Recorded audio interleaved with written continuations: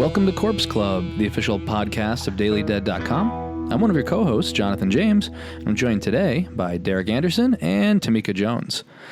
Today we're going to talk about a few different topics. We're going to start with talking about this year's Comic-Con in San Diego. There's a bunch of great horror news out of Comic-Con. And then we're going to move over to talking about the Blair Witch franchise. The Blair Witch Project celebrates its 20th anniversary this month, so we thought we'd talk about that, talk about the sequels, the upcoming video game, and where we want the franchise to go. So before we talk Blair Witch, like I said, we're going to chat some Comic-Con right now. This is, unless you're living under a rock, probably you've heard news coming out of Comic-Con already. Every year, this is like the, one of the meccas, I say, because there's so many big events these days, whether it's New York Comic-Con or San Diego, or one of the many other events. Disney has D23, but San Diego Comic-Con is where a lot of the big studios and companies come together, and they'll announce their big projects for the year, whether it be movies or video games or comic books. And every year, we make sure that on Daily Dead that we have a decent amount of coverage, because there's always good horror announcements, and because we aren't just horror fans. I also love going to Comic-Con to see what's coming out from Marvel and DC. I love seeing different collectibles from Sideshow and Gentle Giant, and so it's really a great event for genre fans, and it's a bonus that we get a lot of cool horror announcements as well. I think this year is interesting because we had some big profile news items, whereas sometimes it might be some of the smaller ones, like we'll cover a horror comic book series, and obviously The Walking Dead's kind of a mainstay of Comic-Con these days, but we saw some interesting announcements coming out of Warner Brothers, who had It Chapter 2, and they had a dedicated panel for that. And then we also saw some interesting stuff come out of Marvel. So anyway, we're going to kind of break down some of these announcements. Going to hear what Tamika and Derek think about that, or think about the different announcements. And so let's start with Creepshow. Creepshow is something that I'm really excited about. It has Greg Nicotero behind it. It's been on Shudder, or it's going to be on Shudder, who has been just doing better and better things with their original programming and their acquisitions. And so it seems like they're kind of going all in with this new Creepshow TV series that I believe is going to be 6 episodes, 12 segments. So I believe it's going to be 1 hour long and 2 segments per episode. But we saw a new trailer that kind of broke down the series a little bit more, gave us a look at some of the segments, gave us a look at some of those wonderful practical effects that we're expecting with someone like Greg Nicotero behind the show. And it seems to me like they have a home run. But Derek, what do you think? Oh, I'm so excited for Creepshow. I think Greg Nicotero knows exactly what it needs to be to honor the original Creepshow movie from George Romero and Stephen King. And then I know George Romero also did Creepshow 2 with some story inspirations from Stephen King as well. So he really knows what horror fans want to see from Creepshow, and he's such a fan of the genre, in particular that time period himself. So it just feels like no matter what, it's in good hands. And also to double on that, Nicotero has K&B Effects Group, and we know that he is a huge practical effects guru, and he knows it's very important to have that show hinge on practical effects, just like the original Creepshow did. So I think we're going to get exactly what we always wanted as far as a continuation of Creepshow, and the fact that it's an anthology series is icing on the cake, because I think it really works for that format. There's so many stories that you can do, and they've brought in such great talent, not only in front of the camera, but behind the camera as well, with getting great writers, not only to write the scripts, but also the stories that they're basing them off of. There's some really good authors that they're adapting for this, not just Stephen King, but a lot of other people that, things that I've wanted to see adapted. So I'm really excited, not just for what the trailer showed, but just what we've been promised as far as what's been going on behind the scenes. So I'm super psyched. I think this is really going to be cool. And the trailer gave us a glimpse into this EC Comics world that Nicotero is creating. And with everybody seemingly on board right now, I'm just super excited for when it premieres in September on Shudder, which again is like the perfect home for this. So it's a win-win-win. Bring it on. And Tamika, how about you? Yeah, I actually didn't know that Greg Nicotero is going to be behind the effects, which is really exciting.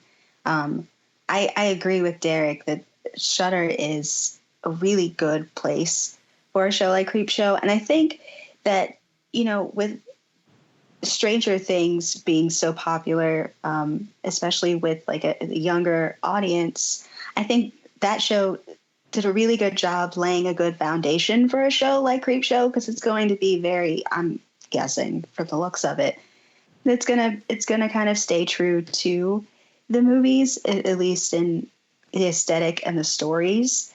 And so I think I'm really excited for, well, fans like myself and for this show, but also for the younger generation too, for them to be exposed to something like this, hopefully, and that they get something out of it and they really enjoy it. I think it's going to be really, really cool. I'm gonna have to renew my Shudder subscription. It's that time again. That's how they get you. Yeah, you bring up a good point, because I think it's interesting. We were just talking about before we started recording that there are, we'll often talk about older movies, and only a certain percentage of our listeners have seen them. And so, we hear a lot from our listeners. It's like, oh, thank you for bringing this up. I've been wanting to see it, or I've never heard of this movie, and I'm going to check it out. And so I always think that's interesting. And I think that, the Creepshow TV series is going to introduce a new generation of horror fans to those movies. Maybe they're going to watch the TV show first and then, then discover the movie through that. And so I think that's going to be pretty cool. And then also, I am excited about the different directors. We have Greg Nicotero is directing multiple segments. David Bruckner is directing multiple segments. Roxanne Benjamin directing multiple segments. I think hopefully, because it's not that much of a mix of different directors, it'll kind of feel similar. I think what I like about a lot of the older anthologies, going back to Amicus, but also looking at Creepshow, is that it's cohesive. And I think that's one of the problems that we get sometimes with different directors tackling an anthology movie, is that tonally it just doesn't necessarily all gel. It feels like different short films.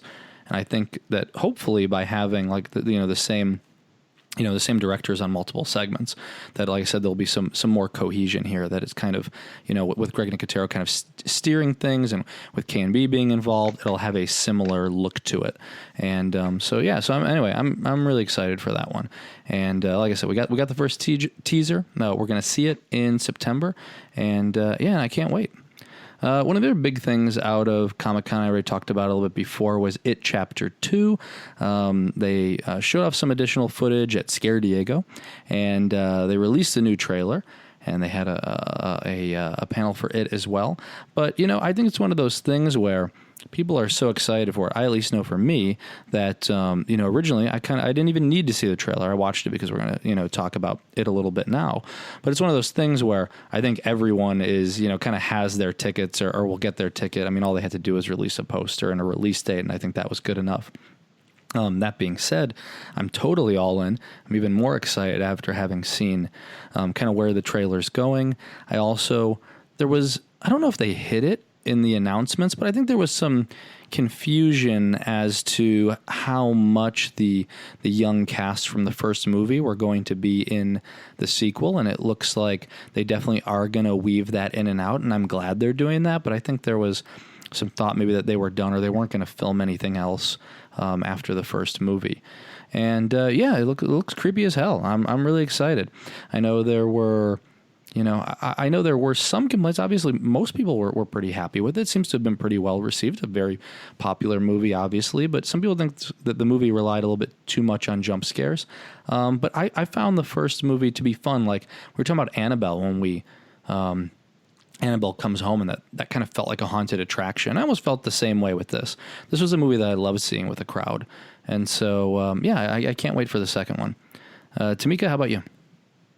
Yeah, I'm such a fan of the first It Chapter 1, and it's interesting. I wasn't aware that there was talk that it was just kind of heavy on jump scares, because again, I never felt that way. I guess because I was just so enthralled by everything that was happening from start to finish. that perhaps I didn't notice, but I was just such a fan of the first film. So I already knew I was going to go see chapter 2, regardless if I saw a trailer or not. It could have been the worst thing ever, honestly. Like, no. I'm a completist. I'm a fan. I'm here. I'm here. I'm ready. But yeah, no, the trailer looks really, really cool. And I like that it's going to kind of have a similar feel as far as like the scares, and Pennywise still looks really, really cool. So, and even like creepier if that's possible. And I was really interested. I can't believe that we're already here. The chapter 2 is coming out this year. I remember when there was talk about who they were going to cast to play the adults, and we're here. It's so weird to me. Sorry. But it was cool. It's cool to know that it's going to be a mix between the kids and the adults, because I really did like the relationships between and the chemistry between the kids. So that really excites me too. But yeah, I'm ready. I've been ready. Oh my gosh. Yeah. I know. I cannot believe it's been like almost 2 years already, because I remember when the first one had been released and it was like, oh, we're gonna have to wait so long to see how this plays out, and all the buzz around who's going to play the adult versions of the Losers Club. And that was like huge speculation for like a full year.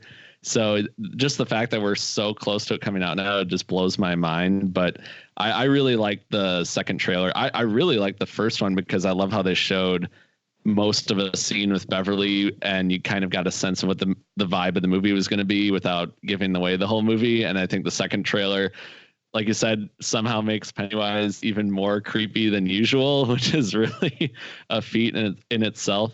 And I love the funhouse vibe and the whole fairgrounds aspect of it that they showed. And it reminded me of Stranger Things season 3 with the whole fair that we just saw. So I think that's kind of a cool connection, that they're really digging into the nostalgia factor and the small town creepiness that they're really going to dig into with everyone coming home in this new movie. So I think it was really just perfect for showing you even more of what to expect without spoiling a lot of the surprises. Like, kind of see some things that are going to happen, but it's nothing like a lot of trailers where they just show you exactly how things are going to go down, and it kind of ruins the fun.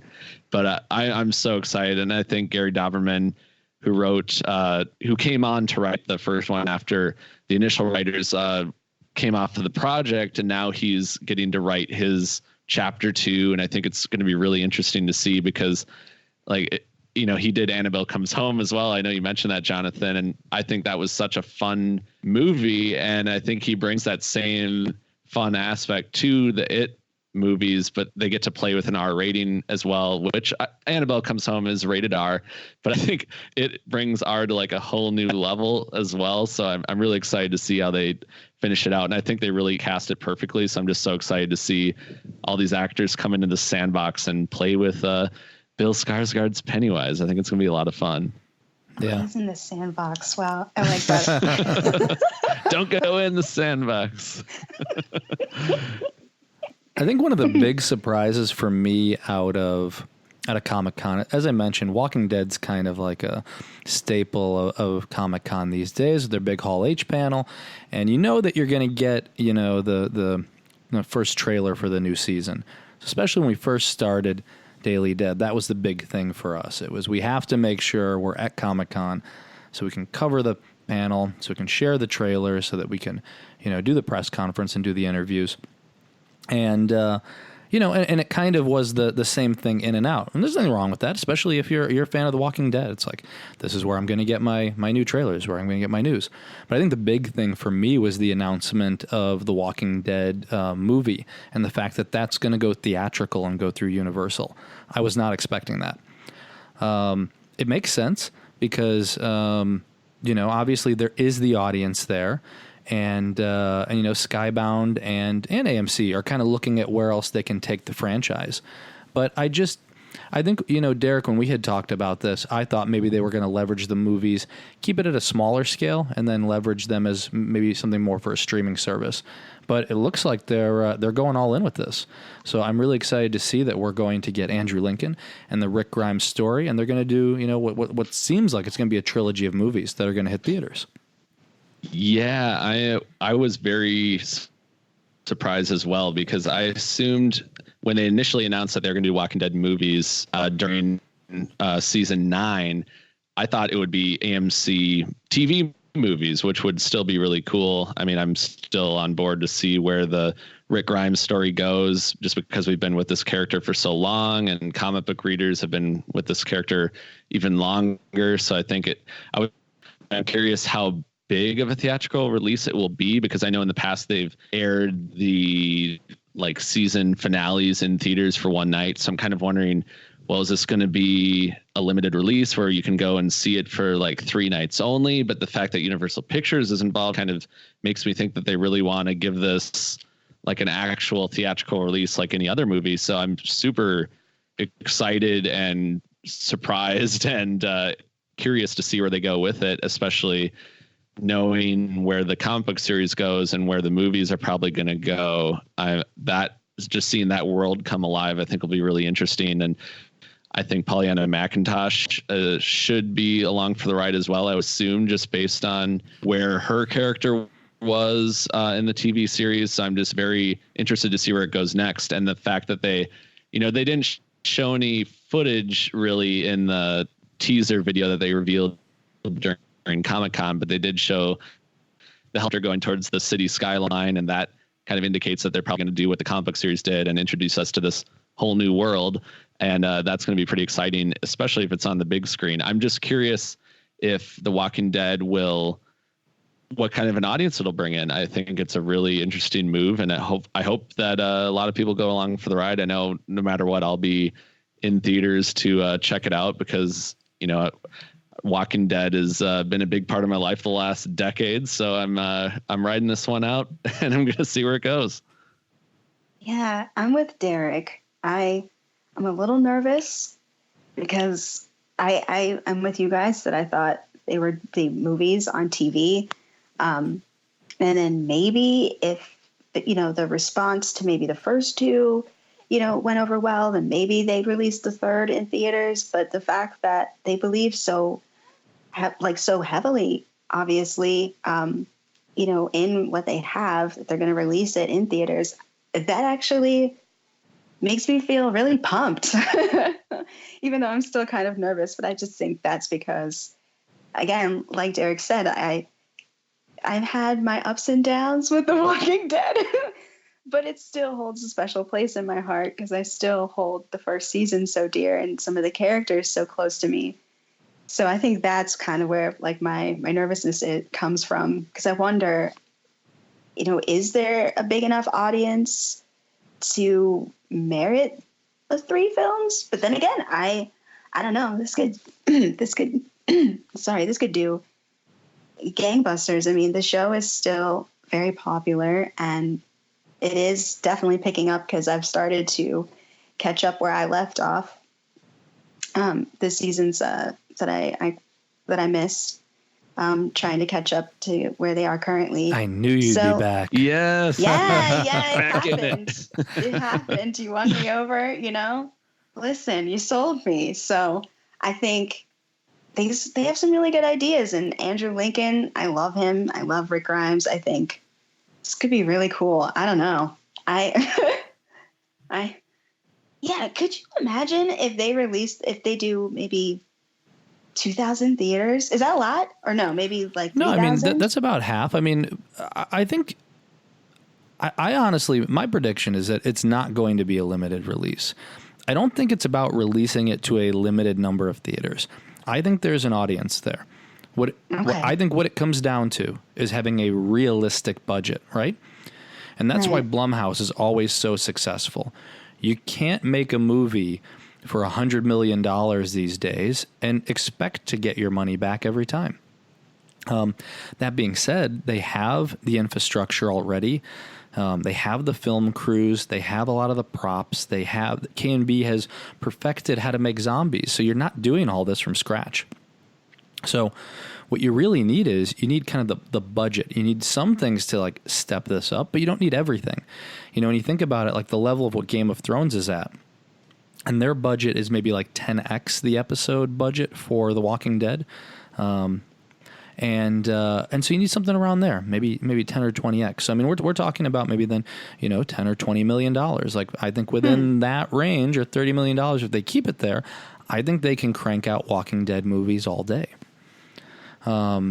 Because, you know, by the time, again, like you said, there's this built-in audience.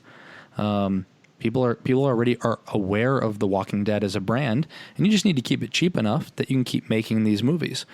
So I think if they're smart about it, they don't need to spend that much money, and they can keep making them and make them well.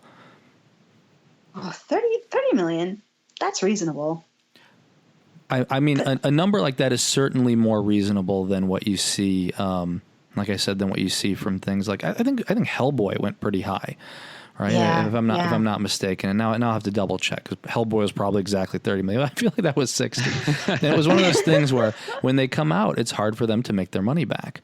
Whereas, you know, when you look at, you know, the movies that Blumhouse released with Jordan Peele or M. Night Shyamalan, like except for Glass, like the rest of the movies were really cheap for them.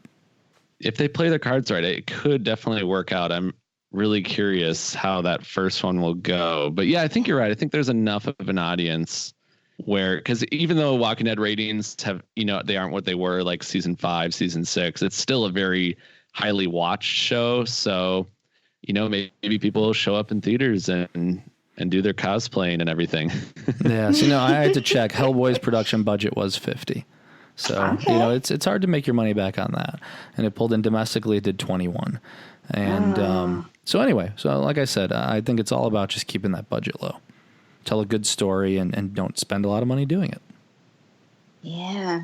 Don't go, the days of like zombie fatigue definitely has set in. Like the days of World War Z, like that's not gonna happen. So as long as they're not making a World War Z scale movie, I think we'll be good. Oh, now I want to see that, though. Maybe he can be in the World War Z sequel you've been waiting for so long. It's never going to happen. How many times? That carrot. How many times? And sometimes this will happen where Derek will send me a story, or we'll catch a story. I'll be like, "Let's run this." I'm like, "Derek, this movie's not going to happen. Skip it." It was like the Crow remake, right? How many directors have switched hands and different actors to the point where we're just like, no, like until they announce that like filming has started. Just got to draw that line somewhere. And World War Z 2 is on that same list. I think that list has 2 movies, and it's World War Z 2 and the Crow remake. Oh. Hey, I wouldn't mind seeing either with the right teams, but those movies just, you know, it's all like false starts, or, you know, they're ready to go and then something changes.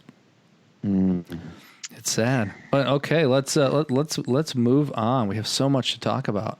What else do we have? Scream Factory. We had some great announcements from them this year. They never let us down. Scream Factory has been on a roll. It was, maybe it was 2 years ago. I don't know.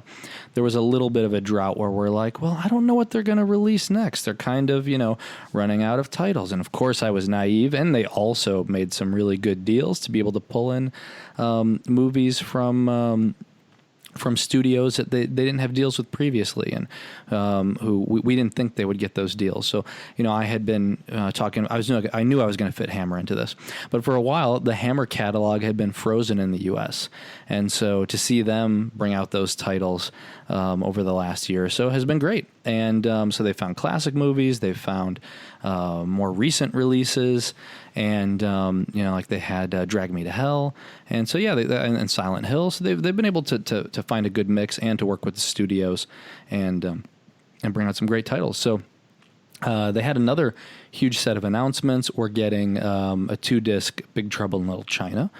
We're getting Hammer's Dr. Jekyll and Sister Hyde. We're getting 1979's Dracula.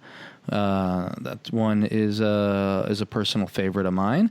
We're getting the Fly collection. So, there's a lot of people who have seen, the Cronenberg Fly, but haven't seen the original 58.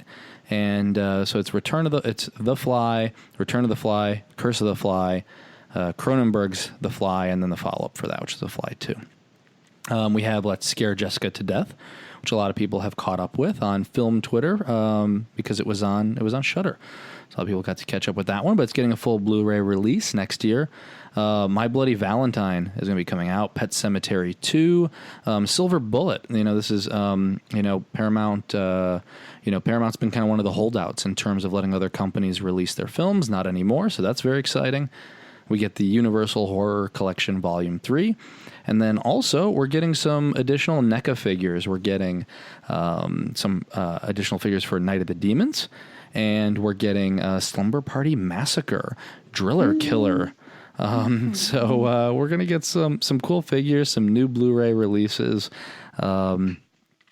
Start saving your pennies because they just, every time I think, like I said, they're done, they just come up with something that I didn't expect them to release. And I know there's more, especially now that they have Paramount. We have Frankenstein and the Monster from Hell, which is a great Hammer title that I haven't seen. I don't think they released it on Blu-ray in the UK. I could be wrong, but hopefully we'll get that US release soon. Yes, I feel like Scream Factory does the Lord's work because they are doing the Lord's work because there are so many titles I have never heard of. And it makes me happy because now I can actually catch up on a lot of these films. Like I'm one of those people.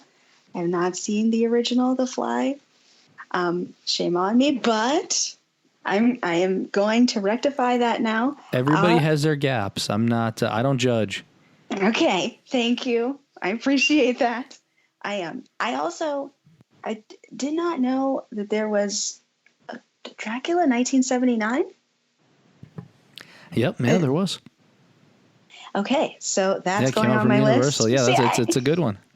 Yeah, and a lot of the Hammer films, that's a big gap for me as well. But you also do the Lord's work. You try really hard to get me to watch some of these films. So, I'm closing the gap. I am, slowly but surely. So I appreciate Scream Factory. If you hear this, thank you very much. It's much appreciated. Yes, this is the annual treat that I always look forward to because I know it's right when Comic-Con is kind of coming to an end. I guess Marvel definitely had a lot of announcements Saturday night, but you can always count on Saturday night being the big Scream Factory announcements. And every year I'm like, well, how are they going to do another slate? What are they going to announce? Because they announce so many titles throughout the year too. So I'm thinking, how do they get all these titles to announce just on one day? But they just continue to do it. And like Tamika said, it just gives you an opportunity to look forward to things that you either haven't seen or you haven't seen in a long time. And I have some blind spots that I'm going to check out on this new slate of arrivals, particularly with the Universal Horror and the original Fly. I as well have not seen that. So I need to visit some of these vintage titles for the first time. But then I'm also looking forward to, I think the one I'm most excited for is Silver Bullet Collector's Edition because I love that movie. Mm-hmm. I think it's one of the best, one of my favorite Stephen King adaptations. Love the novella that it's based on, and everything about that movie is so much fun. So I'm really excited to see who they get for the special features. That's the one where I'm like, oh, just the special features alone will be worth getting that movie. And then Pet Sematary 2, which I tend to remember that one a lot as well, just because I think that AMC has played that a lot over the years. So they'd play the first Pet Sematary and the second one back to back. So I think I've seen the second one on television more than the first. Yeah. Since I had on DVD and Blu-ray, I've seen the first Pet Sematary more overall, but I remember seeing 2 on TV all the time. I think USA used to have it running late night. Mm-hmm. That, or that's what I would dream when I went to sleep. I would dream that I was watching Pet Sematary 2 on USA, but it feels like it was always on. Well, there's, some could say that's a good dream. There's worse dreams you could have. And then I love that they're still doing the NECA figures too, because that's just the icing on the cake, especially if they keep them as exclusives. But I love that Driller Killer, is getting an action figure. I think that's really, really awesome. And then Angela from Night of the Demons. I know Linnea Quigley was really excited about that. So on Twitter, her reaction was just made it all worth it. So it's amazing that they're continuing to get access to all these archives and bring these movies into the spotlight. And I love that they're doing the collections too, because I mean, even before Comic-Con, they announced the Omen collection. I mean, that's a Comic-Con announcement if there ever was one. So it seems like they're getting more and more into the box sets. I know we had Critters finally, and the Omen, and now the Fly and Universal Horror. So I cannot wait to see what they continue to do next, because it seems like they're really leaning into more of the box sets too. So I'm curious what might be next down that line. And just a slight correction so that someone's not like, hey, guys, Linnea Quigley's character is Suzanne in Night of the Demons. Angela is the... oh, my gosh. Ends up being the first demon. And they did release a figure of Angela, though. They do have it, and that was their first, yes. Well, thank you. I will not get as much hate mail. I'll still get some hate mail, but not as much as usual. No. But yeah, so like I said, great stuff from Scream Factory, and moving on, we're going to talk about the Marvel panel. I was not expecting to be as excited for the Marvel panel. I love the Marvel movies. I shouldn't say excited. I'm always excited. I didn't expect to be as surprised. I was expecting, especially with the Disney acquisition or the Disney acquisition of Fox, that we would have Deadpool announced. That one seems like a easy way to print money for them. An X-Men title, something. And they did mention X-Men. They did mention Fantastic Four. They did mention mutants, I should say. But it was really surprising that we're getting a new Blade movie. And we had the Blade episode. It was last year, and I had said that I thought we'd get something in the Blade universe, within the next 10 years. I thought maybe with all of the IP they kind of had to mine in movies that it would be more likely to be a TV series. But I'm so happy that Mahershala Ali kind of stepped up and said, "Hey guys, I just got an Oscar and I want to be Blade," which is exactly what happened. He called Kevin Feige and said, "Hey, I got my Oscar. Let's talk." And I think in some cases you need that star power or that momentum, because without it, I'm not sure we would have seen a Blade movie, to be honest. I think that it was the right person and the right time, and now we're going to get vampires in the MCU and not just as a TV series. So I'm super excited about this announcement. Now, this is just, well, I guess this was a rumor, but I guess I took it as fact. But I heard that they were going to reboot, I guess, for lack of a better word, Blade, but they were going to bring it to television, possibly maybe Hulu or something like that, something that Disney owns. But this news out of Comic-Con, the Blade is going to be a film, right? Or no? Or yeah, I mean, that's definitely what it seems like right now. I don't think I mean, something totally could change between now and whenever the movie's supposed to go into production. But I mean, I had heard similar rumors, but I think we can consider any of those rumors squashed. I think they were back when Netflix was at play. I think it's back before they figured out what their plan was for Disney Plus. So as far as we know right now, they're working on a Blade film. Wow. Yes. Okay. Now that I'm really excited for. And I didn't know that Mahershala wanted to be Blade. That's cool too, because I love him. I've been a fan of him since House of Cards. So I'm just so happy to see him in anything. And the thought that he's going to be Blade now is just so kick-ass to me. But I don't know. Now that it's owned by Disney, I'm worried it's going to be PG-13 and it's not going to be as cool. Because the first Blade is absolutely my favorite one. And the line I always quote, because it's just so bonkers and goofy, is, I think you know what I'm going to say. What is it, Tamika? Okay. So mother effer's always trying to ice skate uphill. Awesome. Still just as awesome as it was when we first said it. So good. And I'm proud of myself. I almost got through that because it's just so absurd. And it's like, what does that even mean? Only Wesley Snipes knows. Apparently. Like if that was improv, it was the best improv ever. Yes. Especially because they left it in the movie. Yeah. But I'm with you too. Like I really am super excited. Like Mahershala Ali is a great actor.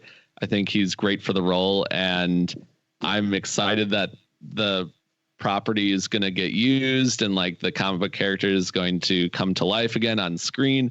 But then I'm also thinking this is a character that really needs to have in our movie. I just think of Blade as this very gritty world where the vampires don't play nice and neither does Blade. And it just like, I think it really needs that R rating. And not to say that Disney will give it a PG rating necessarily, but I know they tend to do more like PG-13 and that kind of thing. So I'll be very curious to see like how they put Blade in this world and how much will they adapt their pre-existing cinematic universe for Blade, or how much Blade will have to be adapted to fit their current mod. So I hope, as a fan of Blade, first and foremost, that the character gets the priority in this case, because I really think Blade is more of its own thing and it's very special, and a lot of people have that character very close to their hearts, and a lot of us still have a very big fondness for the original Blade trilogy, especially those early Blade movies. But I know Blade Trinity has some awesome stuff too. Read Heather's Deadly Pleasures for a lowdown on that. There's a lot of great stuff in that franchise. I think all three of those movies have a lot of fun things in them, but I'm also really excited to see Blade come to life again on screen. I'm also more curious to see what they'll do and what phase he'll come in at and all that kind of stuff. But just the fact that Blade is finally moving forward after what seems like years of speculation and wondering what they're going to do next, it's like, that was the biggest surprise probably of the whole Comic-Con for me, was just hearing that announcement, because it was like, whoa, did not expect that. Yeah, I feel the same way. I didn't think we were going to get that. I am going to say that because they announced it in the Marvel Studios panel with the rest of them, I feel like he's firmly in the MCU, and I'd be very surprised if we don't get that PG-13 version. I think we're totally going to get it. If it goes R, I'd be very happy, and I would prefer that they go R-rated and push the boundaries. But I'm completely expecting them to fit this within their standard MCU. That being said, this isn't part of their initial Phase 4, so likely looks like this is going to be planted somewhere in Phase 5. So we have years for them to kind of figure everything out, director's story, but also tone and what rating they're going to go for. They do have another movie that's more problematic, and that is Deadpool, as I kind of mentioned before. Like, they're going to make Deadpool 3. It would be stupid of them not to. The problem is, how do you fit Deadpool into this universe? And I think I had mentioned this before on another podcast, but that's they're going to have to figure it out. They're going to have to figure out where Punisher and Deadpool and some of these harder characters, where they go, how you market them. Maybe it's, through their Marvel Knights line. Maybe it's something else, but they're going to have to figure out what to do with them. And I definitely think they are going to make R-rated movies. It's just, how do you communicate that to an audience that's used to seeing PG-13 movies and taking your kids there? It worked for Deadpool, though. So maybe we'll see it for Blade. Another one of the announcements that we got out of the Marvel panel was Doctor Strange in the Multiverse of Madness.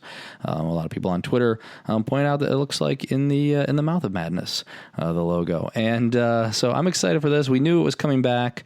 We knew Doctor Strange was coming back. We knew Scott Derrickson was coming back. What we didn't know was that this was going to be definitely more pushing the boundaries of horror. They've called it the first MCU horror movie.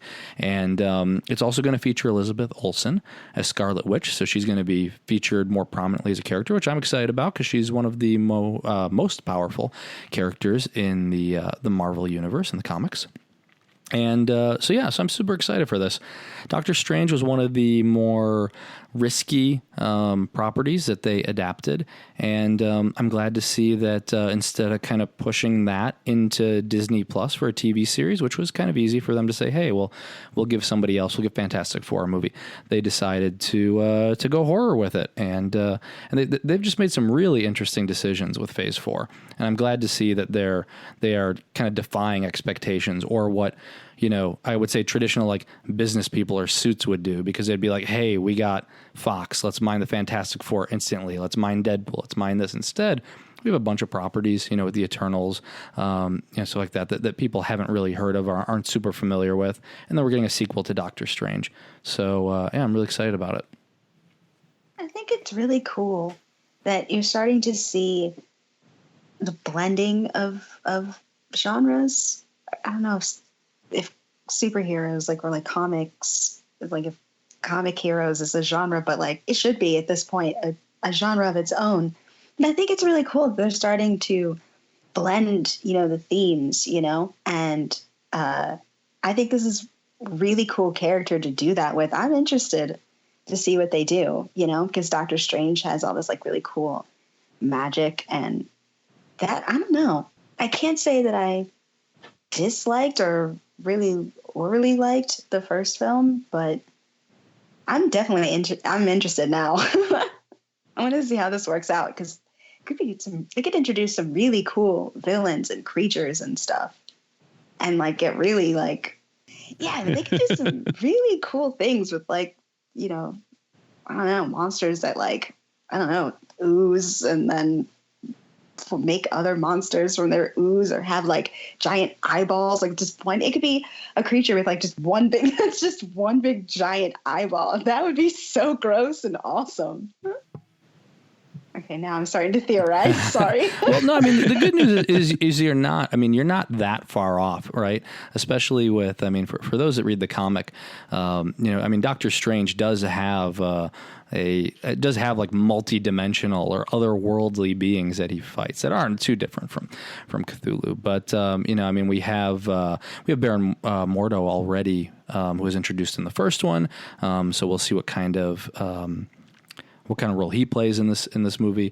We also have Mephisto, we have Death, we have Nightmare. So there's a few different ways that can go with this, but all of them they can definitely take in creepy directions. So yeah, they have plenty of options, especially for people that are really creative or they just want to straight adapt some of the more recent comic book series. And Scott Derrickson has that horror background, so you know that he's gonna and he said that it will be a scary MCU film, so I think they're gonna lean into some of the Lovecraftian stuff, and maybe we will get that giant one eyeball monster. You never know. I hope we do now. Yeah, you know, like a kind of like a what are those the baseballs are? Oh. You know, do you guys know what I'm talking about? The baseballs with like the creepy faces, like, and there's the. You're talking about the mad balls? Yes, yeah. Yes. With like, it could be something like that, but with like feet and, and like, ooh, like, I don't know, like spit like green ooze or something. That would be really cool. I'm on board for that. Scott Derrickson, if you're listening, yes, put this in the movie. Wishful thinking. He did do Hellraiser movies, so we could really see some hellish things in the multiverse. I'm really curious to see where they go with it.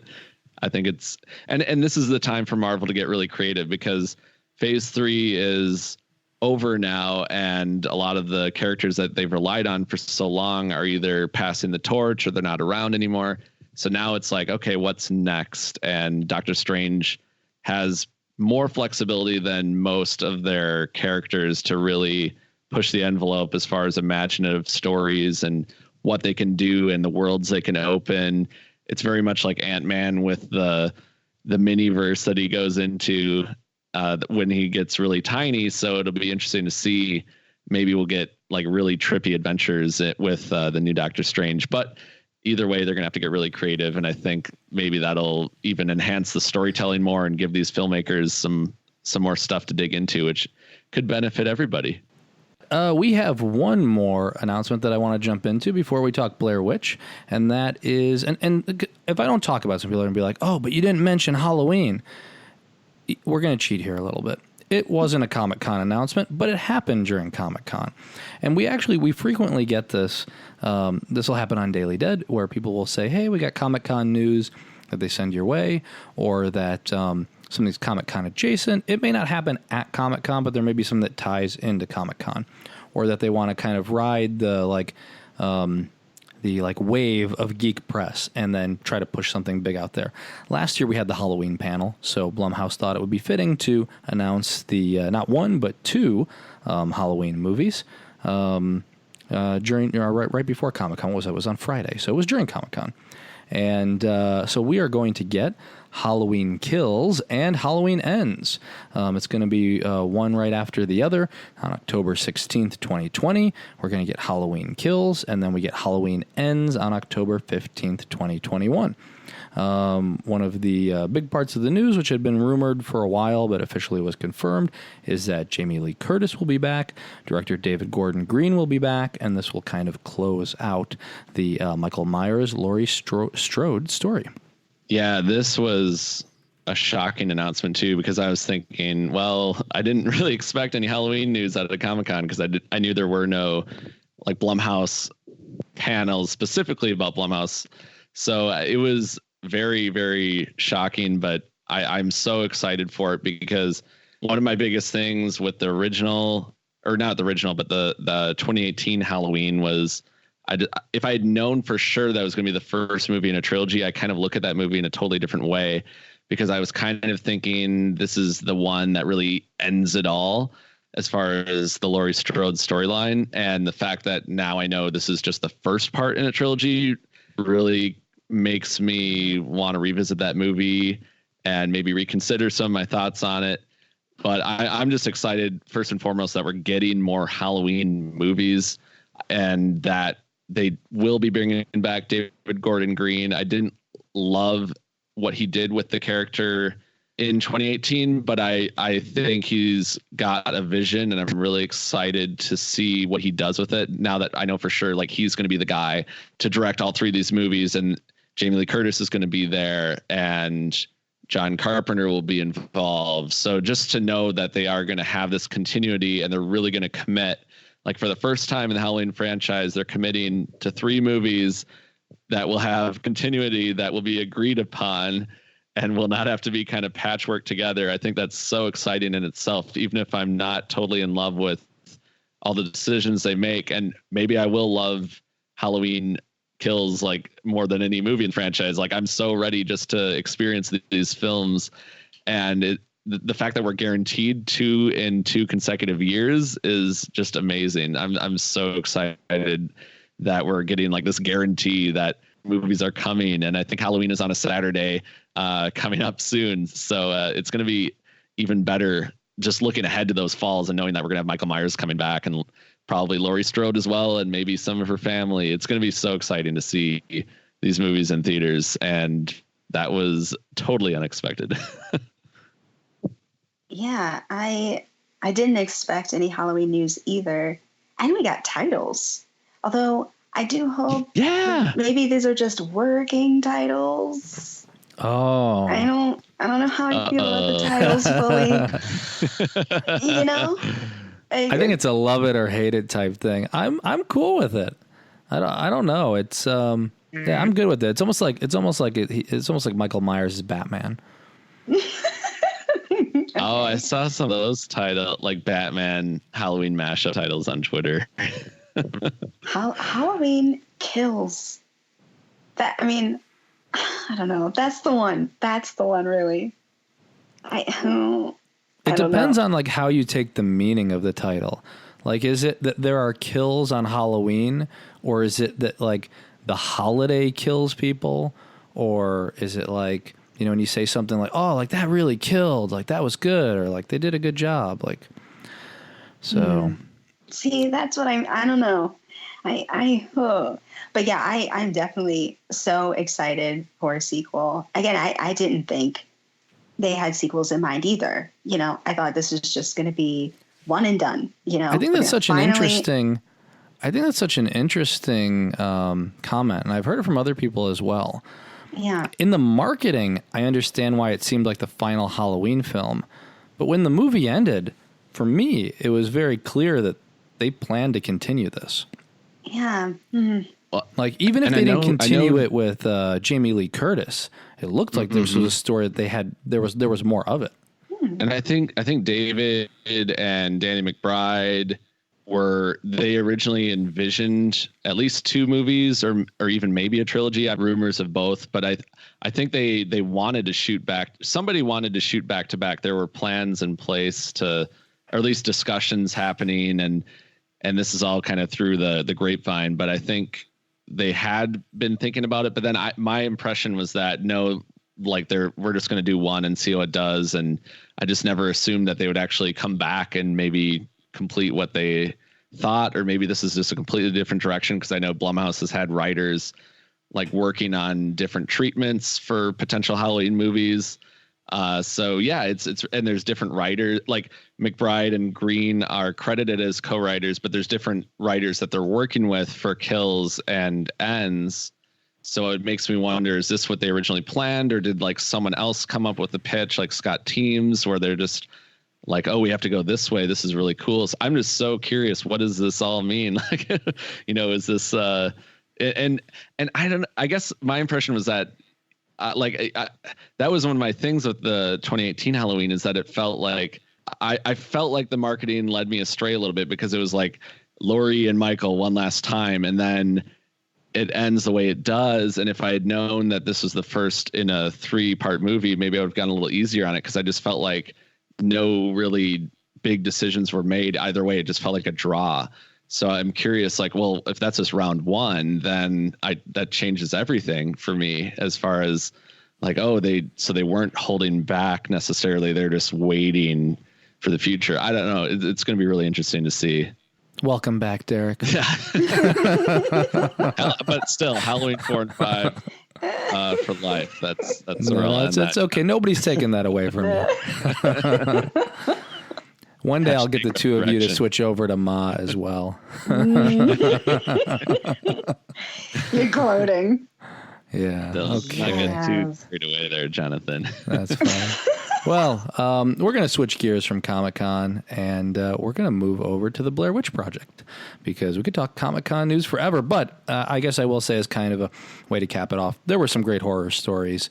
I think this was another great year. We've had some years, like I said, that are better than others, worse. And I feel like it was kind of a little bit of a slump in the last couple of years, but we got some great announcements this year, some unexpected things, and yeah, I can't wait to cover it again next year. So yeah, and let's move right on to Blair Witch Project.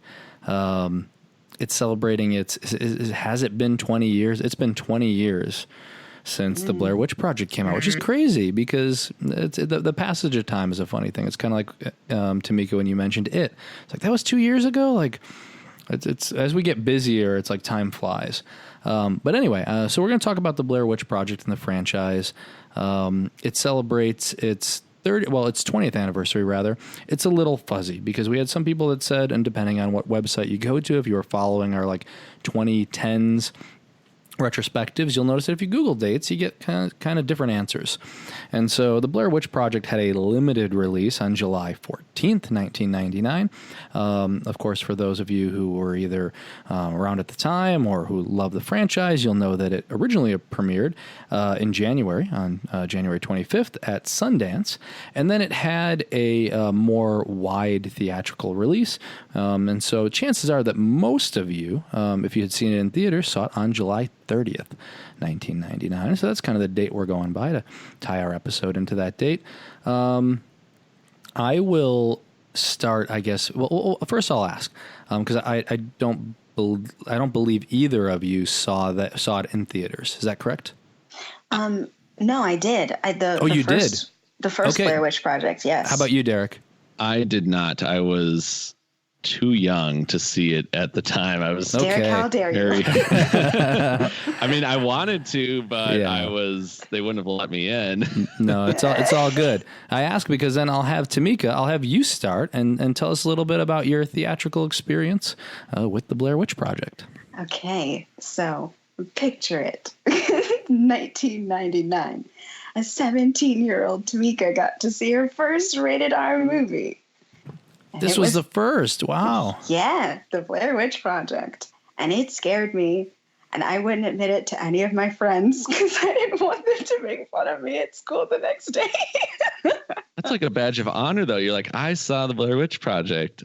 Yeah. An R-rated movie. Yeah. Yeah, I know. It wouldn't happen too many times after that because I was like a really strict mom, and so like I had to do some begging. I had to do some serious begging, but it happened. I went with my friends, and yeah, it was because I'm from Maryland, so I remember the marketing was just crazy around that time because everyone for some reason thought that this was a true story.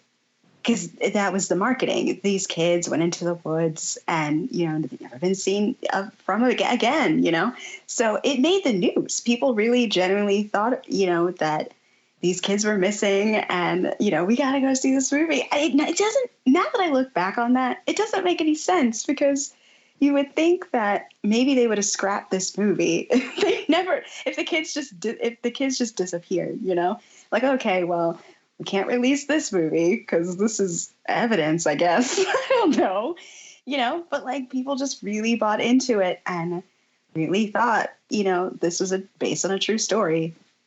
And yeah, so everyone bought into the hype. And so that theater was packed. And I remember my cousin, she wasn't allowed to see it. And because her parents were really strict too. And she snuck in. And I'll never forget that. I thought, oh my God. And I really got scared then. My heart started beating like, oh my God, you're gonna get caught and you get found out. It's gonna be the worst. But no, we all had a great time and I was super scared by that movie because I don't think, and I could be completely wrong, but I don't remember found footage being a thing really at the time. Yeah, because it opened the floodgates of I think there had been some, but this was the one that really started the trend for the next 20 years of found footage mania. Right. And then about 10 years later, we'd get Paranormal Activity, but this was the one that just made people lose their minds. Because you too, I thought that it was real, and I'm just a little kid at this point and it's freaking me out just the commercials for it, and then hearing from adults that I knew that had seen the movie, and there was still that initial wave of well, is this real, is it not? And they used the internet marketing, so they had the website about the Blair Witch Project, which I never visited that, but I just heard about it, and I know they had it this whole thing, and even the actors had the names. The actors are playing people with same names as themselves, so it even had that level of realism to it. But it wasn't like the days of the internet now where you can just go and look everything up and immediately find out if it's a hoax or not. It was those days where you talk to friends and family and you try to piece it together yourself. So as a little kid who liked Goosebumps and Erie, Indiana and that kind of stuff, and hearing these stories, it just made your imagination run wild. And I never even saw the full movie till years and years later. I was many years went by before I actually saw it. I saw glimpses of it here and there, but I think I saw more of the spoofs because I know it had so many spoofs, whether it was on TV or movies. I mean, that was right around the time, I saw a Scary Movie before I saw Scream, just to give you an idea of what my horror education was just because that was how I got to that point where, okay, I can start watching some of these movies.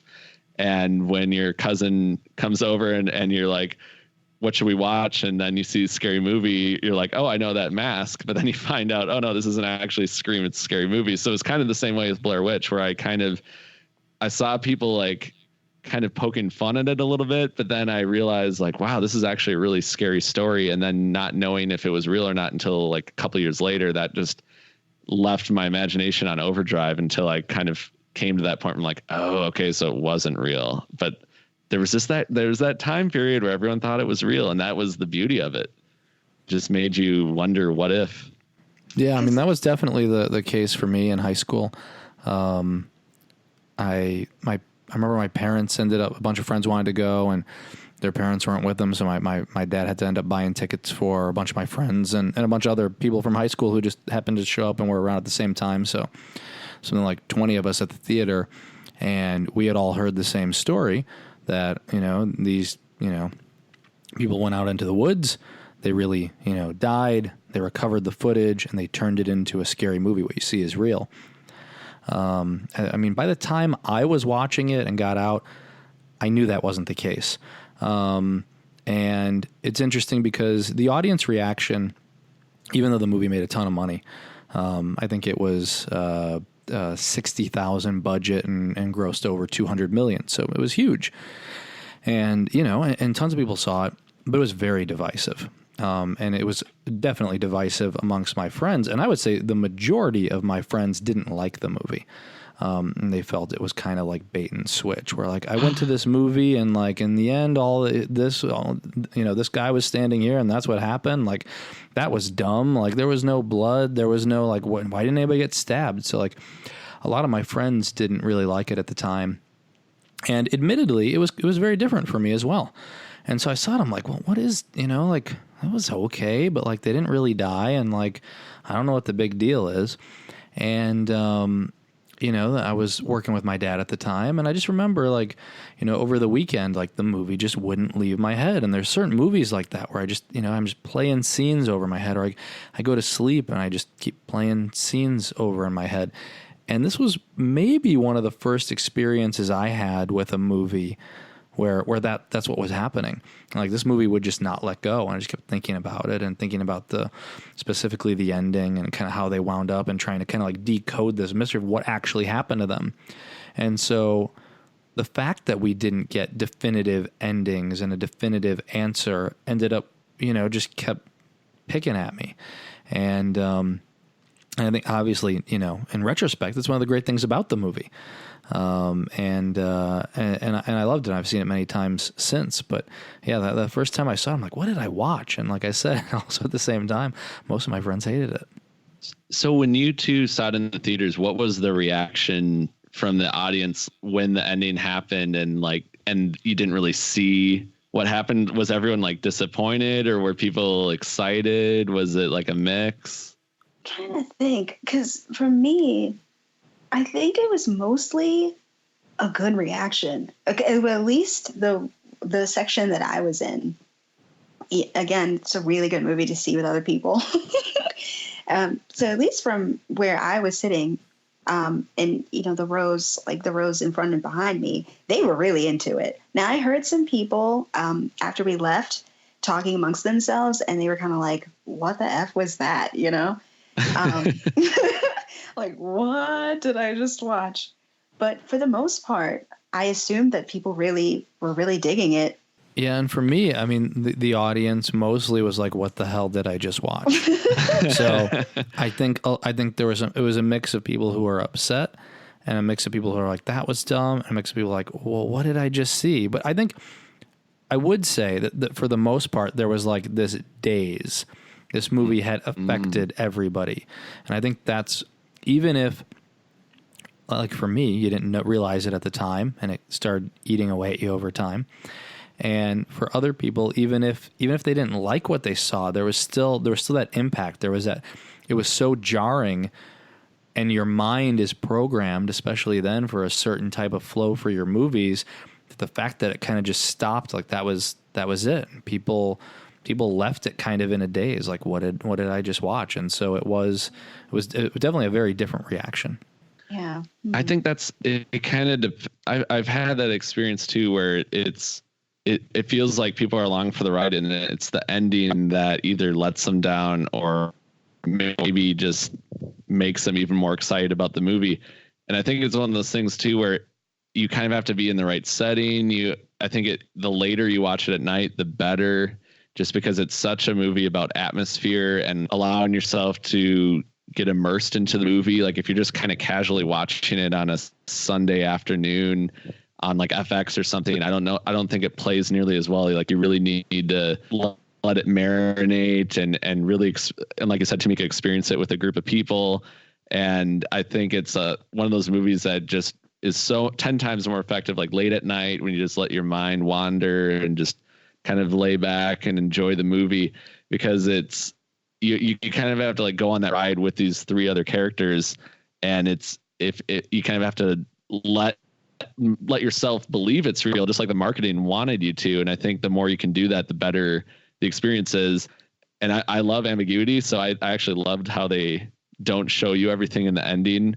But at the time this movie came out in 1999, like people are expecting, and the whole buildup of the movie, they're expecting that. So it's almost like a gut punch, but like the reverse of what they expected, which is kind of why it's so brilliant too, is that it makes you think you're going to see some really crazy stuff in the final seconds, but then it's your imagination that has to do the work. And so many times now you don't really get that. So I think the fact that they used the less is more approach is so what makes it so special. But also that can make people frustrated too. So you kind of get that 50-50 reaction. But that's really interesting though. The theater going experience, it like must have just been in a totally different for viewership. Yeah. Yeah. I mean, I think the good thing though is that it captivated the audience. It might not have like stuck the landing for many people, but I think the great thing about Blair Witch is that most people can relate to that feeling of getting lost in the woods. A lot of people have gone camping. And in fact, I'd say most people have gone camping at some point in their life. And there's something about being in the middle of the woods. There's something about being in the woods at night and, and a noise that you're not familiar with, or, you leave your tent and you're disoriented because you don't know exactly where your car is or where home is. I think people can really relate to that. And then when you make it an evil force or spirit, then that begins to play with you. I mean, that's like, at least the setup is very familiar to people. And like people can kind of start placing themselves in the mindset of these characters. And that's what the movie does really well. Yeah, I freak out when I'm in the woods during the day. So at night, it's just not an option. We do not go into the woods at night. That's like the woods is another character in the movie, and it kind of sounds cliche, but it's so true, because even in the daytime scenes, like that there's this clicking clock, and they're dreading sundown. It kind of becomes a movie where it's like a vampire movie or something where you're just scared of what the night will bring, because they know the more they get lost, the more screwed they are, because things just keep getting progressively worse at night. And then the fact that Daniel Myrick and Eduardo Sanchez really tell the actors what they're going to do, and they were shaking the tent at night and kind of really putting them through this real reaction. Like they're kind of reacting to that, and they have very little sleep and they're super tired. So we're kind of seeing these real reactions that are happening, and they don't even really know what's going on. So it really capitalizes on that real fear of getting lost, and then throws in this X factor of the Blair Witch. But everything about that movie is so organic, because the townspeople that they interview, like a lot of those people were not real actors. And I mean, I guess they're actors because they were in the movie, but this is their first time in a film, and the cast that they put together, a lot of these people that hadn't done a lot of film work before. I mean, it was a big break for all of them in a way. So it just felt so organic, and I think it kind of makes it that much more scary, because I think some of those reactions from like Mike, Josh, Heather, those are reactions of frustration and fear. And then, we're just kind of seeing this other story come out of that, which is so fascinating, because you almost wonder, could that even happen anymore nowadays, where it's just so organic, and that we're kind of watching this movie get made as we watch it, which is really interesting. I don't know. I don't think it can happen today. And I've been thinking about that since we started talking about this movie. I think what made the marketing work so well is that, oh God, this is going to make me feel old. But, the internet wasn't the internet that we know now, you know? And so you could tell people, oh yeah, this totally happened. It's based on a true story. Look, this is found footage. We found this, and we're just gonna like tell their story, you know, because there's no Twitter, there's no Facebook, there's no way to really like get it out there that, oh no, this isn't real, you know, any of that. So it's easy to get people to spread something like that and get people to buy into it, because how are you going to fact check it really, you know? And I don't know. I can't see a situation where you could just, I don't know, that you could fabricate this story and get people to buy it and have it just work so well, you know? I don't know. Yeah, it's that age that we'll never see again, where you could actually make people believe that this was real without them being able to research it on their own. And the fact that back then, like if a website went up, you kind of were like, well, this must be true. And marketing digital age hadn't really been done like that before. So it's like you said, it's not what it was now. Back then, like online world was so different. And the fact that they were using that to make you think this had really happened. And I know, Jonathan, you and I have talked about this before, where this is like cafeteria culture, where if you were a horror fan and you heard about like this lost movie and you could only talk about it with your friends in school, you go up and look, you couldn't take out your smartphone, look it up. So you could actually have this idea that maybe this did really happen, or maybe this exists, and then not really know. And then you hear these other stories that just kind of snowball effects the whole thing, where maybe like the Blair Witch has done this to other people, and there's another Blair Witch movie that we don't even know about yet, and there's other footage, and it just kind of has that snowball effect. And it's such a beautiful thing that you could do that without kind of having the fun ruined by like a fact checker back then. And of course the truth eventually comes out, but I think it's kind of like something that just was the perfect storm that I don't know if we'll ever see that again, but I think it really worked well in this instance, with the internet just kind of becoming more of a commonly used thing. And they really capitalized on that and just did one of the most like brilliant marketing moves that they could have made. Yeah, and then there's the like urban legend aspect of it too, because I don't know, I can think of so many urban legends that like me and my friends truly believed in for a while, you know, when we were younger. And so the Blair Witch, that could just be another thing, could be another goat man, you know, or whatever, you know, that lives in the woods and, you know, messes with like the environments. And, you know, you can walk into the woods, but you can't ever leave. And you just, you know, so people there was no great way to fact check it back then. Yeah. I mean, I do agree. You'll never exactly create what they did. I think somebody eventually will figure it out. Maybe they just have to hide their actors for a year, or have them like post to social media, like leading up to it, like for a year, so they can like set up this like long-term fake story. But it's going to take a lot more work to do it than it took these guys. Mm-hmm. Because otherwise, Paranormal Activity, they could have released that as a movie and said, this is real footage that we found. Like, this is a home video that just happened. But at that point in time, the audience is now a little more aware of that kind of movie. And, you know, who knows? Obviously, that still did really well, but it just makes you wonder, like, would other movies have done something differently? It kind of, but I mean, I think it just holds up so well. And watching it recently, I just love the less is more approach and everything they do. And they really, like, this movie really makes your imagination go into overdrive, because it's what you don't see throughout the whole movie. I mean, it's the teeth that they find, Josh's teeth that they find outside of their tent, is like one of the most horrifying things I think in any movie that I've seen, because not that we see it happen, but because we know Josh at this point and how he's got this life he's trying to get back to. And then the fact that he was marked and then he goes missing and then all you see teeth, that's such a subtle but scary thing. And then I think another great moment in that movie is when her and Mike are running through the woods and they see something and they just scream, and we don't ever really see what they see in the woods as they're running at night, but because the camera's going all over the place, but it's their reactions that bring about the horror. And then we have to imagine maybe what did they see. and we see like the after effects, but we don't see the actual action.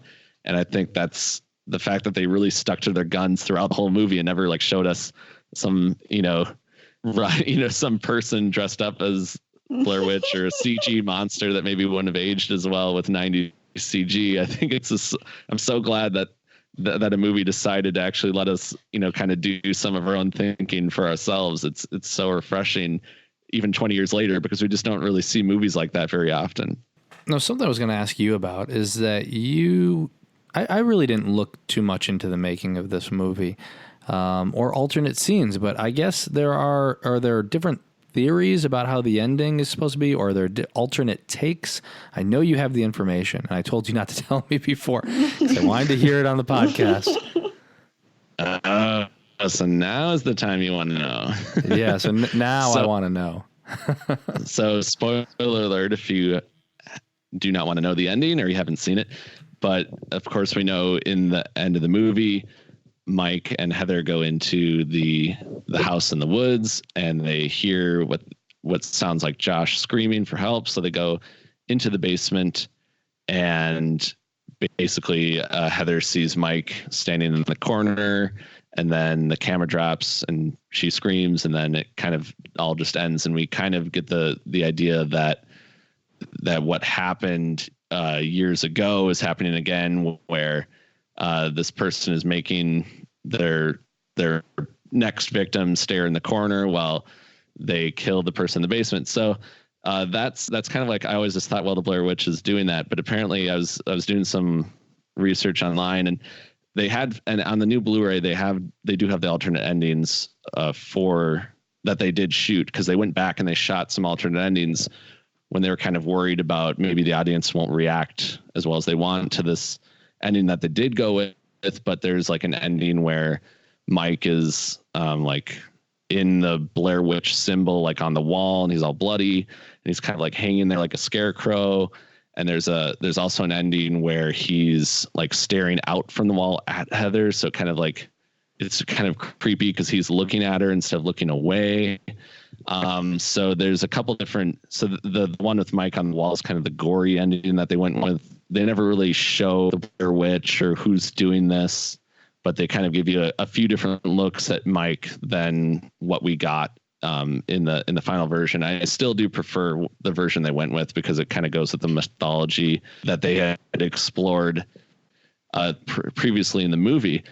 So then that got me thinking, like, I just reading about on this online rabbit hole, I ended up on Cinema Blend, and they had an article about like all these different theories about what really happened at the end of the movie, which I thought was interesting, because I always thought there's only one way that this movie ends.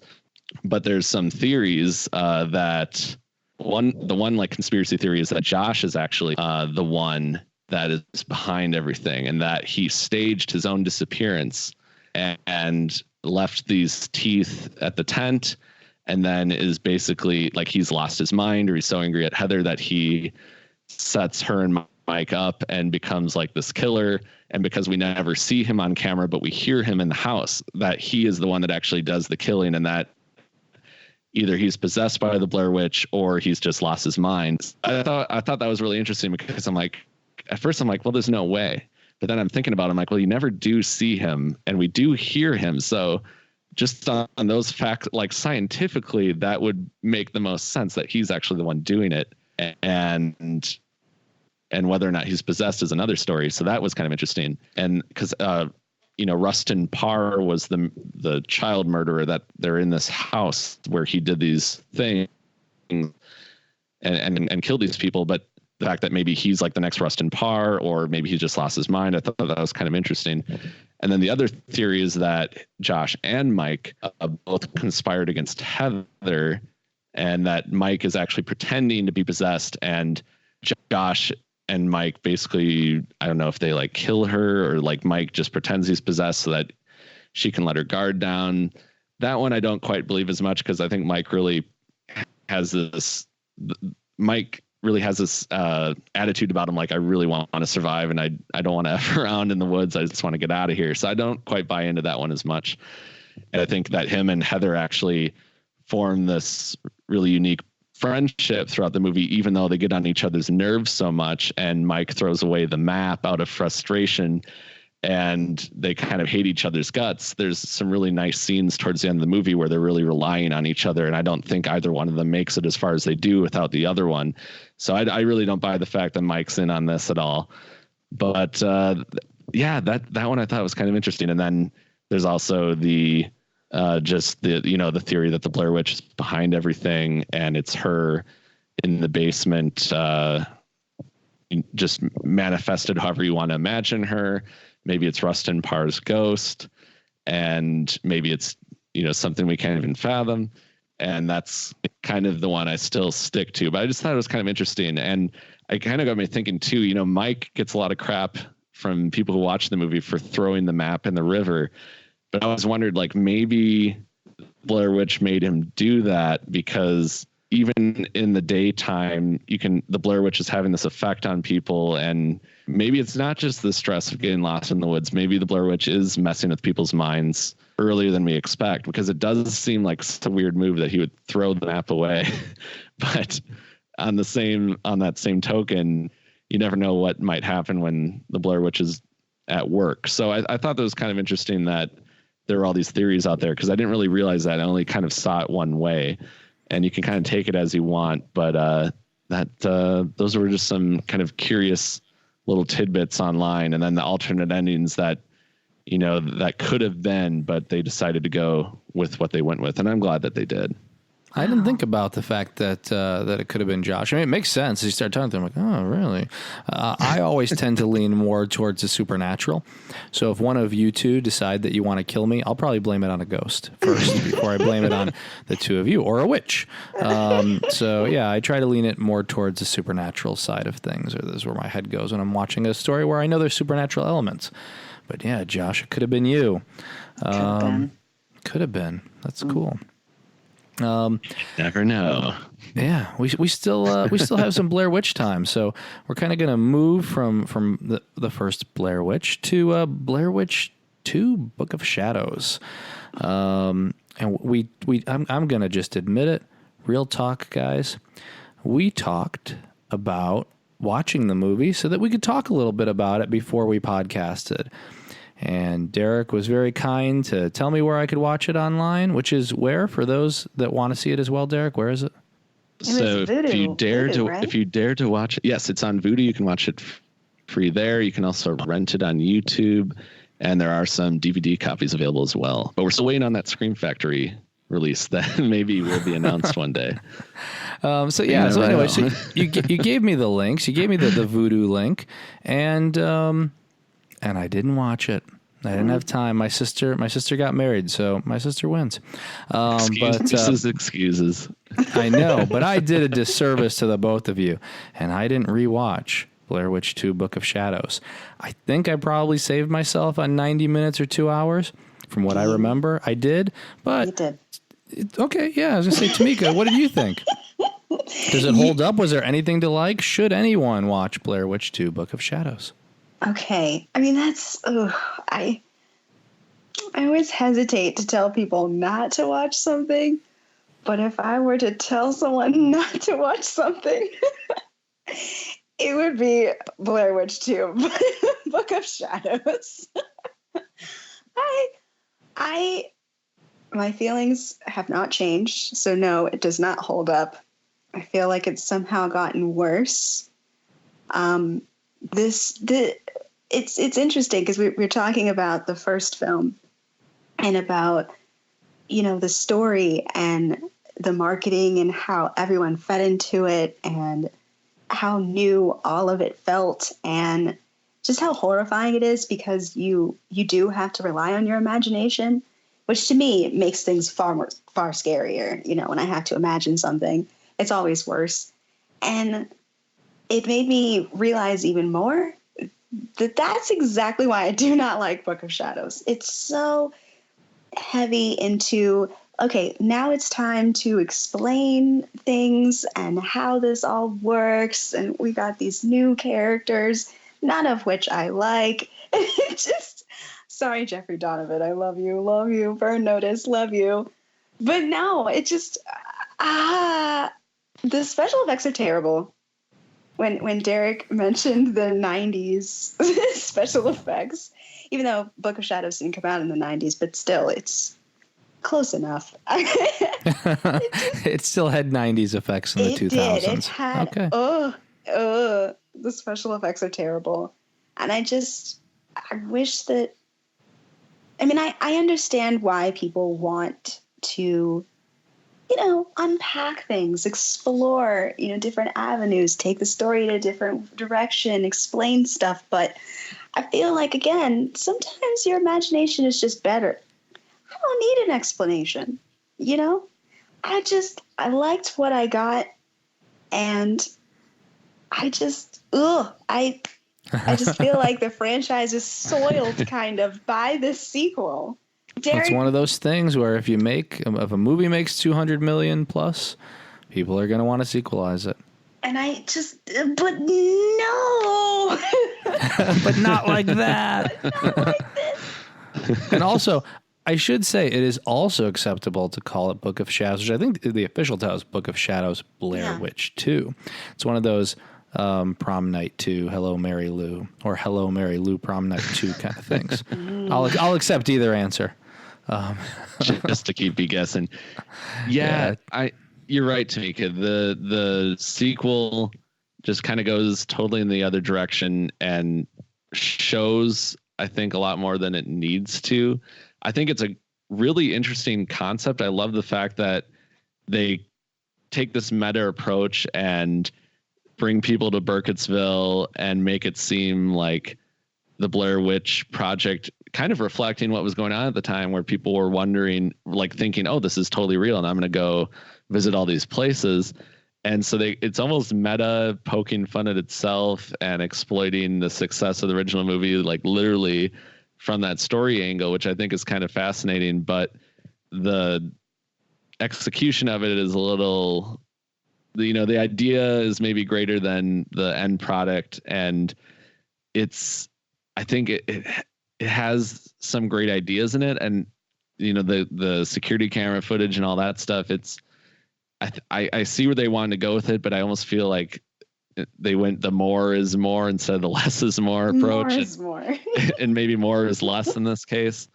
So like you, I think it doesn't quite feel like, as of all the ways that the story could have continued, I'm kind of surprised they went with this one, even though I do like the fact that they're following these like obsessive fans, which were people that really existed, especially in the year 2000, and people that were, wanting to tour everything that goes on. And there's actually a really, I haven't done it, but I know there's a really cool Blair Witch tour that goes on in Maryland, and you can go and visit all these locations where they filmed the movie. But yeah, it doesn't quite all add up the way maybe they envisioned it to. And Joe Berlinger directed it, and he just did he's a documentary filmmaker. He does a lot of great work, and he did the new Ted Bundy movie with Zac Efron. And so he's had a very long career and kind of came into this, and maybe they're looking to get a different creative look at it.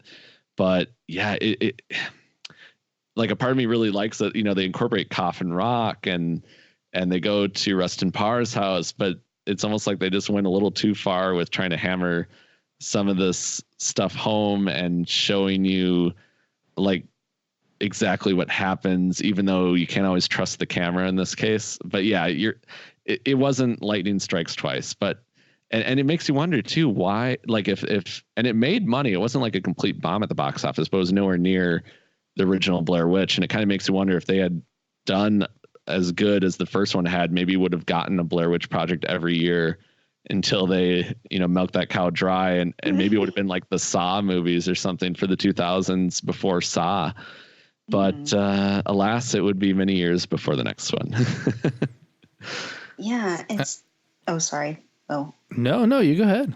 I just wanted to say that because Derek mentioned that the second film was trying to, I guess, unpack the reaction to the first film as if it was really happened. So you have people just flooding the area and trying to get, capture the Blair Witch for themselves.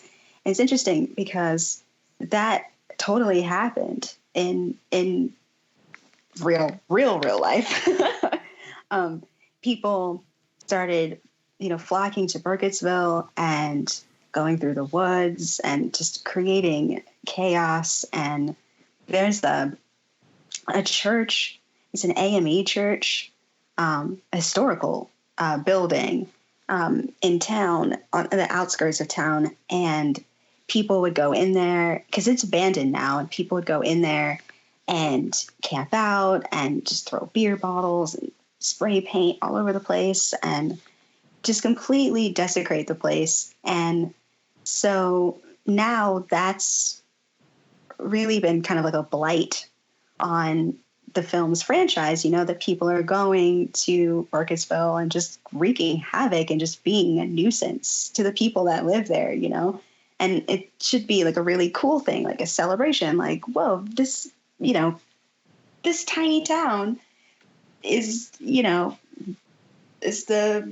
location for this really cool, iconic movie, But no, now it's just got to be like, oh, God, these kids, like, why won't they just stop coming here, and just like trashing the place. So it made me think of that because it's such a bummer that like people would do that. But no, there are tours that you can take at like official locations and stuff that you can go to.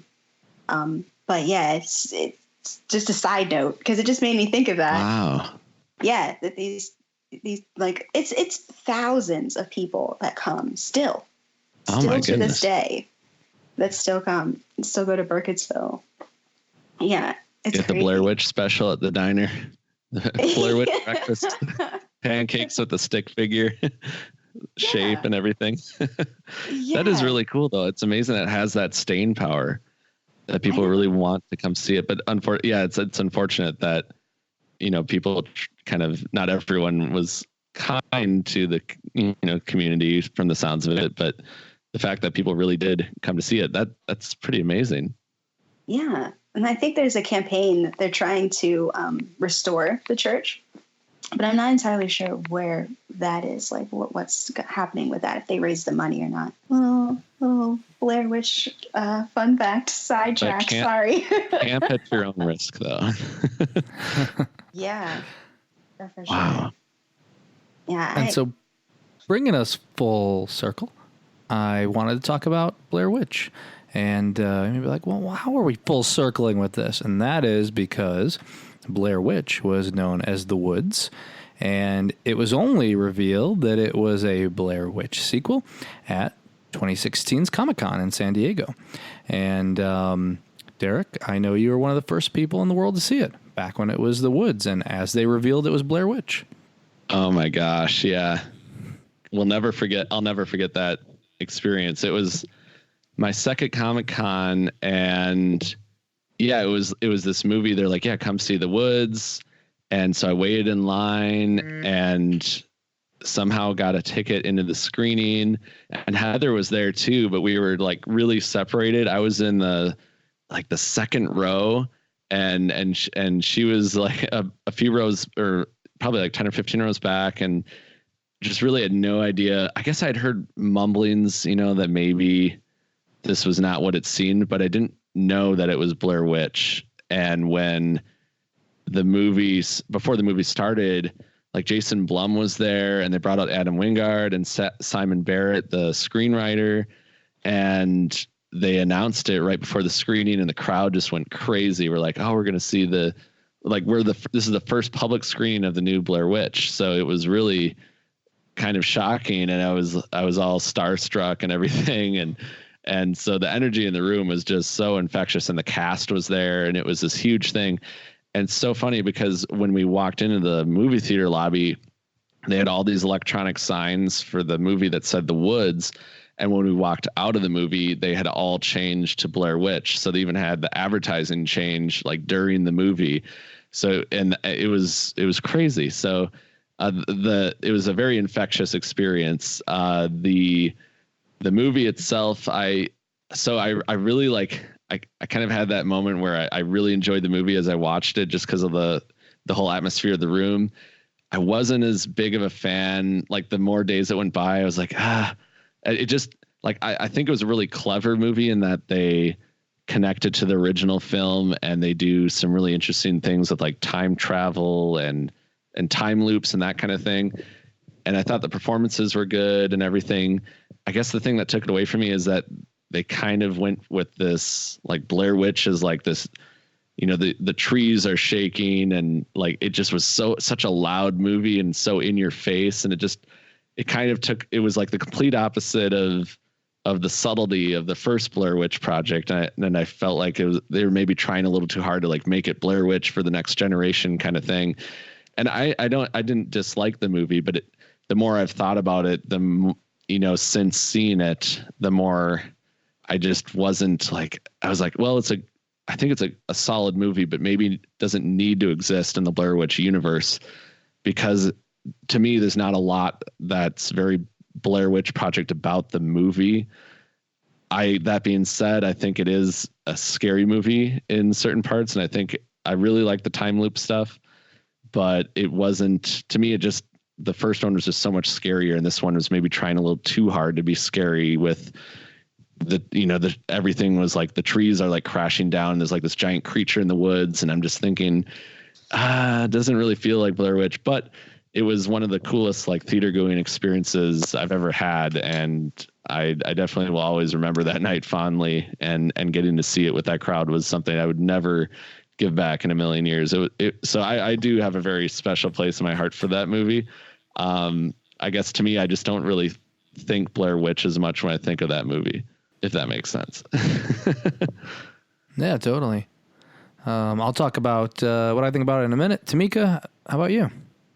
I remember feeling kind of in the middle. There's some really cool aspects of the film. I thought the special effects are certainly convincing, and they don't show too much, and they were creepy.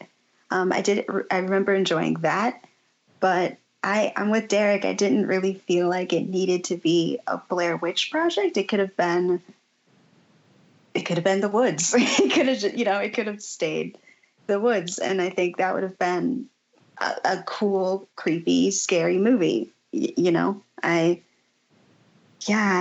wish that I don't know really where it could have gone after Book of Shadows. So in that light, I guess, I don't know. I have to stew on that a little more, but I don't know where it could have gone story-wise after Book of Shadows, but it should have just stayed the woods. It didn't have to be a Blair Witch Project movie. It was effective for what it was, like, completely on its own, if that makes sense. I think it does. The signs will switch back to the woods like 10 years from now for the Blu-ray like re-release. Yeah. Like, we're just kidding. It's the woods. Yeah, I mean, I think compared to a lot of the reactions that I had heard or read, I think I like the movie better than most people. And I think it all goes back to the time loop pieces. I really love the way that the Blair Witch and those woods are able to play with not just day and night, and I think day and night's fun too, but significantly play with time and alter reality. Again, it just goes back to what I was saying before with the supernatural piece, where that's just something that really interests me.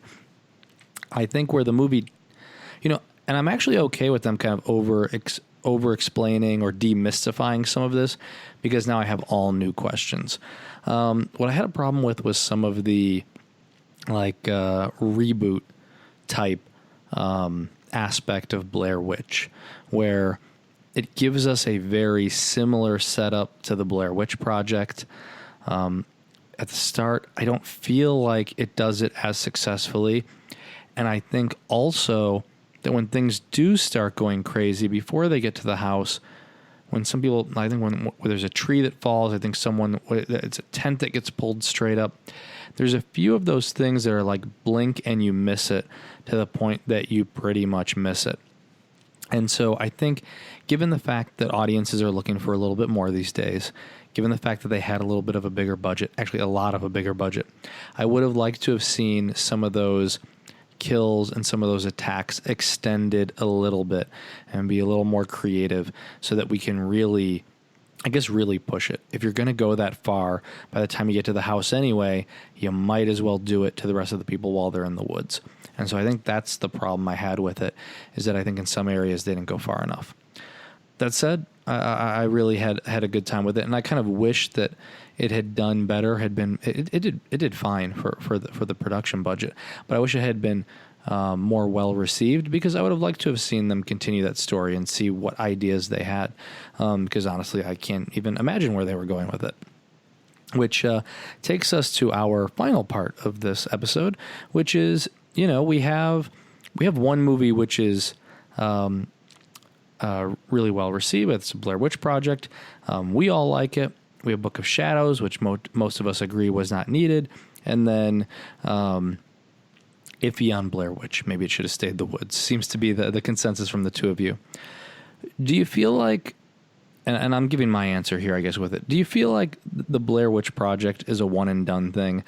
Do you feel like because it was lightning in the bottle, because you can't recreate what they did in 1999, whether it's the marketing campaign or even that style of filmmaking, like that's evolved over time. Expectations are bigger, and that's one of the reasons why Blair Witch didn't do well. Do you feel like this is something that should even be a franchise that continues, or are you fine with it just existing as a Blair Witch Project and you're like, hey, guys, girls, whoever's listening, don't bother doing the Blair Witch Project, sequel, just do your own thing? It was just lightning in a bottle.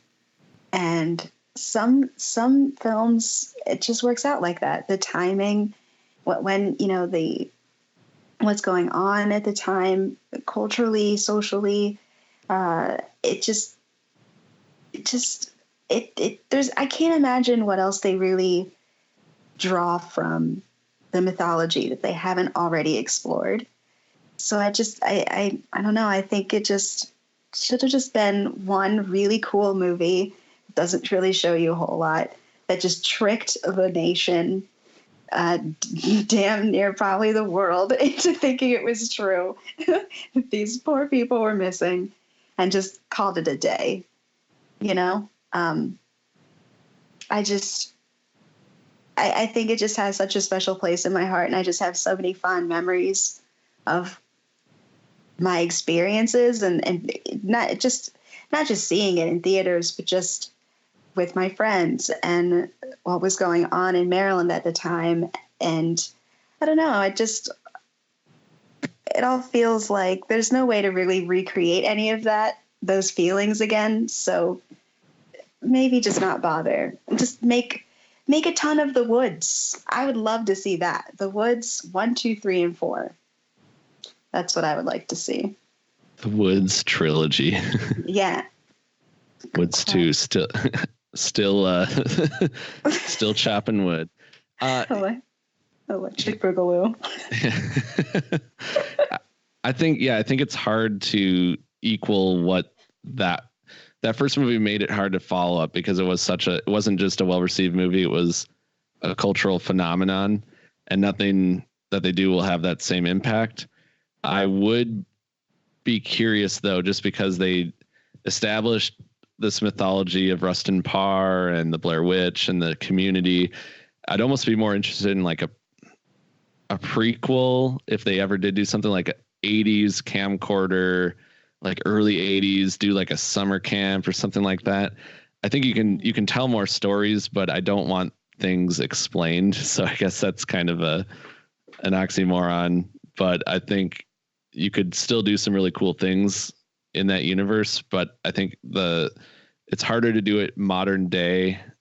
I don't know if we necessarily need like a Facebook Live version of Blair Witch, but I would be I would be interested if they did like maybe explored Coffin Rock a little more, or other aspects of the woods that maybe we don't know yet. But I also don't want a prequel that would spell everything out for me either. So I'm okay if they never touch it again, but I'm also okay if someone does figure out a way to tap into some of the creepiness of it, then who knows? So I guess I'm leaving the door open just a little bit. Okay, I lied. I got it. I'm going to do a 1920s or 19-teen silent film. Oh. Takes place in Maryland. There we go. And that's right around the whole Rustin Parr storyline. So, the community would really be up in it's a very intense time for that mythology. Yep. And there's a film crew and they're filming another movie and then things start happening. So that's my sequel pitch. Well, prequel pitch. Prequel pitch, yes. No, it'll be a sequel as well because what'll happen is we'll tie it into the time travel thing. So like some of the kids from Blair Witch show up and like, what are we doing here? You've really gone full circle. And I got my first groan. Because like, oh no, I'm committing to this, Tamika. It's over. I'm closing Daily Dead and I'm putting everything I have into a Blair Witch prequel sequel. Jonathan, how dare you? A squeakle. The Blair Witch Project prequel sequel.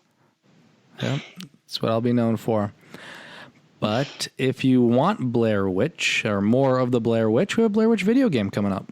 And we were just talking about it on our E3 episode. It's going to be out in August, I believe. It's still set for August. It looks like fun. So I guess even though we're not getting Blair Witch movies in the foreseeable future, we'll have a new Blair Witch video game. I believe a TV show was still being discussed. And that was at least a couple of years back. I remember us covering the news or reading the news. I'm not sure what's happening with it, but with streaming properties and new streaming services, Blair Witch, a TV series is bound to come up at some point. So I have no doubt, as long as people think there's money to be made and Lionsgate owns it, that we'll probably get some more Blair Witch, whether we want to or not. And people may not know this, but there were actually young adult books called The Blair Witch Files that followed the cousin of Heather Donahue's character. Well, Heather Donahue, I guess that she has the same name. But yeah, so you can go and read those and explore the mythology further. So, and there was a trilogy of video games as well back in the day, early 2000s, I think. So there's more Blair Witch content if you're like, hey, I need some more Blair Witch in my life. There's books and games.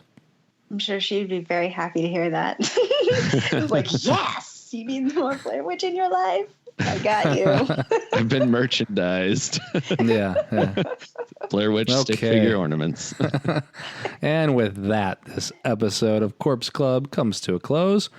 I want to thank Brian, our spectacular engineer, for helping us out each and every episode. And as always, we want to thank our listeners, including those of you who have signed up for a Corpse Club membership. If you want to learn more about Corpse Club and our membership system, head over to corpseclub.com. You can check out our backlog of episodes. You can sign up to become a member. We have different membership tiers. You can get a t-shirt, a pin. You can pick an episode topic. You want to hear us talk about Blair Witch for another 3 hours? Let us know. Become a member. Don't forget to rate and review us on iTunes. Every rating and review really does help. You can also find us on Google Play, SoundCloud, and all of your favorite podcast providers. We also started putting our episodes on YouTube. We will get the backlog in there soon, but in the meantime, if you want to check it out, we're on YouTube with our latest episode. If you want to get in touch, you can reach us anytime at contact@corpseclub.com. On Twitter, we're at Daily Dead News or at Corpse Club, and on Instagram and Facebook, we're under Corpse Club as well. Thanks again for listening, and until next time, stay scary.